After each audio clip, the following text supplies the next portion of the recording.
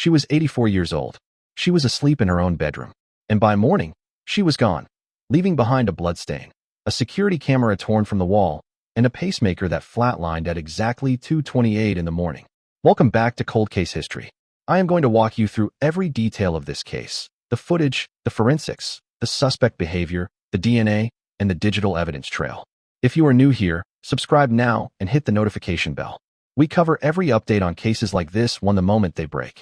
And trust me, this one is not finished breaking yet. Let's begin at the beginning. Nancy Guthrie vanished from her home in Pima County, Arizona, and what followed was not just a search. It became something far more complicated, far more political, and far more disturbing than anyone in that community was prepared for. 26 days passed. No arrest. No clear answers. And now, Nancy Guthrie is dead. The question was never just who took her. The real question became who failed her, and whether the system built to protect her was already broken before she ever needed it. From the moment this case shifted from a missing person search to a suspected kidnapping, voices inside and outside law enforcement began raising alarms. The FBI is widely regarded as the premier agency in the world when it comes to kidnapping cases. They have the tools, the databases, the experience, and the infrastructure to move fast. Pima County, by contrast, has roughly 96 detectives. Hardworking, dedicated, putting in long hours, but operating in what is, by national standards, a relatively low-volume environment. Experience in investigative work is not something you are born with. It is something you build through repetition, through volume, through hundreds of cases stacking on top of each other year after year.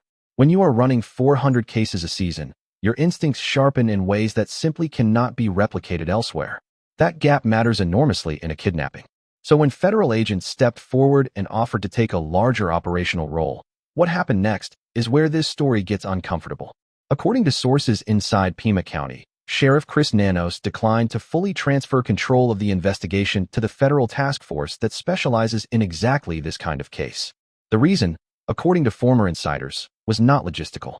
It was personal. Nanos reportedly carried a long-standing grudge against the FBI, stemming from a clash during a joint narcotics operation 3 years earlier, a dispute described by those who witnessed it as less about policy and more about credit and ego. That claim alone is extraordinary, but it does not stop there. Sheriff Chris Nanos won his position by 481 votes, 4,180 against 4,101. In a county of this size, that is not a mandate. That is a coin toss with a badge attached. And critics argue that since that razor-thin victory, the department has operated more like a political operation than a law enforcement agency. 3 veteran homicide detectives were reassigned not long after his win.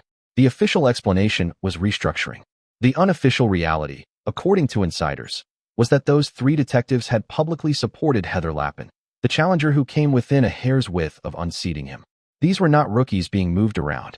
These were the investigators who had cracked the county's toughest cold cases. The ones who understood forensic sequencing. The ones who built cases methodically, evidence by evidence, instead of through press conference narratives. When Nancy Guthrie disappeared, those detectives were no longer where they needed to be. Then there is the air unit. 1 week before the kidnapping, a highly trained tactical pilot was transferred out of the department. This was not a routine shuffle. The county had invested years and significant funding into his development. Advanced thermal imaging, night search protocols, desert terrain mapping. All of it, gone. Reassigned over what insiders described as minor conduct disagreements. So on the night Nancy Guthrie vanished into the freezing desert darkness, Pima County did not have its most experienced aerial search operator available. 3 hours passed before a fully equipped aircraft was deployed. 3 hours. In a kidnapping, 3 hours is not a delay. It is a disaster. Heat signatures fade. Footprints disappear. Evidence windows slam shut. When federal agents did become involved, their role was deliberately contained. No broad task force. No outside command authority. According to multiple insiders, the investigation was steered by what they described as a 3-man circle: Sheriff Nanos, his chief deputy, and his operations captain. That was it. The largest missing person case Pima County had ever faced, and it was being run by 3 people who answered to each other. Then came the evidence decision that drew the sharpest criticism. Instead of routing critical biological material through the federal forensic pipeline, a system known for rapid DNA profiling and national database cross-referencing, the samples were sent to a private out-of-state laboratory. Sheriff Nanos called it operationally sound. Critics called it a momentum killer. Federal sources, speaking anonymously, reportedly questioned the reasoning openly. And while that evidence sat in transit, Nanos held press conferences where he discussed DNA challenges, investigative timelines, and technological limitations in what many investigators described as an alarming level of public detail.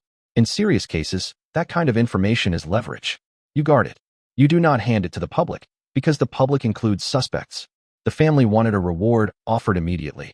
They were told to wait. The concern, officially, was false tips and investigative noise. Nearly a month passed with no breakthrough. Then the reward was finally announced. Within 24 hours, the tip lines surged, which raises a question that cannot be easily dismissed.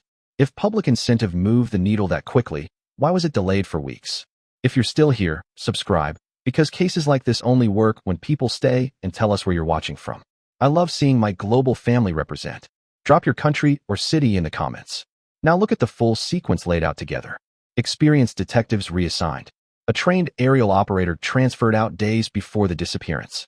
Federal involvement deliberately limited. Evidence rerouted away from federal labs. Sensitive investigative details publicly disclosed. Reward withheld for nearly a month. Each decision, viewed individually, carries an explanation. Viewed together, they form a pattern. And in a case involving a missing elderly woman, patterns do not stay quiet forever. Then came the details that darkened the picture even further. After Nancy Guthrie's death was formally classified as under investigation, the sheriff's office released a statement suggesting no immediate foul play was suspected. That statement raised eyebrows among law enforcement observers across the country. Reports emerged of sealed documents, missing digital logs, and unverified claims that Guthrie had expressed concern about powerful individuals in the days before she disappeared. An internal memo, which has not been independently confirmed, allegedly indicated that federal analysts found inconsistencies in the forensic timeline. That time of death estimates did not match nearby surveillance data. Traffic camera footage was reportedly corrupted at the exact moment the FBI liaison formally requested access to evidence storage. That request was said to be delayed, then quietly rerouted for administrative review. Sources close to Guthrie's legal circle suggested she had been quietly compiling information related to alleged financial irregularities within county leadership. That allegation remains unverified, but if it holds even partial truth, it does not just raise questions about the investigation. It raises questions about motive. Shortly after the funeral, an internal complaint was reportedly filed against Sheriff Nanos by someone within his own department, alleging procedural interference and selective prioritization of evidence. Around that same period, investigative journalist Aaron Cross claimed he received an anonymous warning to stop digging. He kept reporting anyway. He later flagged unusual emergency fund withdrawals labeled as security enhancements in county financial records. A digital forensic analyst alleged that metadata on key evidence files showed access times that did not align with official reports, a discrepancy that, if accurate, would raise serious chain of custody concerns. County council members grew cautious. Requests for an independent autopsy review entered administrative consideration. A former county official publicly demanded a state-level probe, stating that when transparency becomes optional, democracy becomes fragile. Sheriff Nanos has dismissed the growing scrutiny as online sensationalism and irresponsible speculation. But observers noted the shift in his tone at recent briefings. Shorter answers, sharper responses, a pause, just a beat too long, when asked directly about his relationship with federal agencies.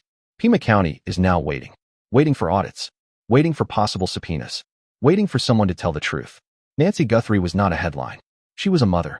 She was a woman who deserved to be found, deserved justice, and deserved to have the people assigned to find her actually working toward that goal with every tool available. This case is no longer only about who took her. It is about whether the department meant to protect her had already been hollowed out before she ever needed protecting. It is about whether ego, politics, and a margin of 481 votes cost a woman her life and cost a family their answers. The silence in Pima County is getting louder, and the questions are not going away. If this case matters to you, hit that subscribe button right now and turn on your notifications. Every update, every development, every break in this story, we will be here covering it the moment it happens. Share this video, because the more eyes on this case, the more pressure builds for real answers. Nancy Guthrie's family is still waiting. The least we can do is make sure the world is watching. Drop a comment below. What do you think happened? And do you believe this investigation was compromised? Let's talk.